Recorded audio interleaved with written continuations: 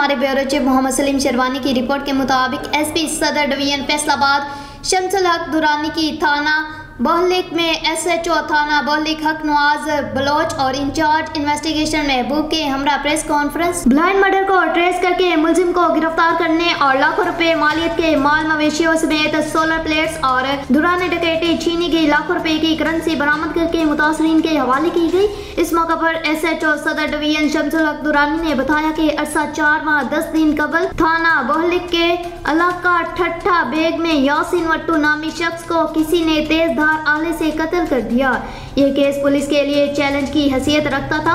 SP सदर ने SHO सदर बहलिक हक नवाज को कत्ल केस ट्रेस करके मुलजिम को गिरफ्तार करने का टास्क दिया, जिस पर एसएचओ ने इंचार्ज इन्वेस्टिगेशन महबूब के हमरा जदीद टेक्नोलॉजी का इस्तेमाल करते हुए मकतूल यासीन के हकीकी बेटे गुलाम अब्बास को गिरफ्तार करके आला कत्ल बरामद कर लिया। मुलजिम ने दौरान तफ्तीश इंकशाफ किया कि मेरा बाप यासीन मुझे जायदाद में हिस्सा नहीं दे रहा था, जिसकी वजह से मैंने ये इंतहाई कदम उठाया। इस मौके पर एसएसपी सदर शमसुल हक दुरानी ने बताया कि लाखों रुपए मालियत के माल मवेशियों सोलर प्लेट्स और दुरानी डकैती छीनी गई लाखों रुपए की करेंसी बरामद करके मुतासरीन के हवाले की गई। मुतासरीन ने माल मवेशी सोलर प्लेट्स और करेंसी की रिकवरी देने पर एसपी सदर और एसएचओ बहलिक और पुलिस का शुक्रिया अदा किया।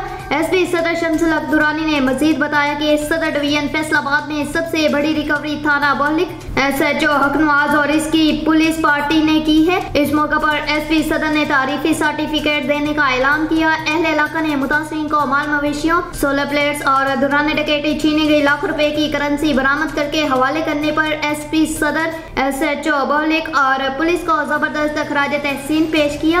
गिरफ्तार मुलजिमान और ब्लाइंड मर्डर के मुतल्लिक बात करते हुए एसपी इन्वेस्टिगेशन में कंप्लेनेंट ने इनिशियली अपने साले को जो है उसको बीच में नामजद करवाया। जब वो सामने आया उसको इंटरोगेट किया, उससे बातचीत की गई, पूछगछ की गई तो हालात किसी और तक गए।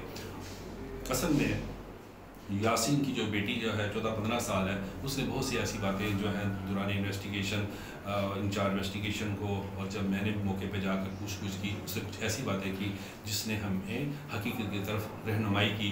असल वाक़या है क्या, बड़ा एक दर्दनाक वाक़या है कि जब इन्वेस्टिगेशन में आपको बताता चलूँ कि यासीन का मर्डर जो किया उसके अपने हकीकी बेटे ने की, और ये इंतहाई एक दर्दनाक और एक ऐसा वाक़या था। जब ये चीज़ डिस्क्लोज़ हुई और इन्वेस्टिगेशन ये चीज़ क्लियर हो गई तो यकीन करें बहुत अफसोस हुआ कि ऐसा सोचा भी नहीं जा सकता था कि एक बेटा अपने बाप का मर्डर करे।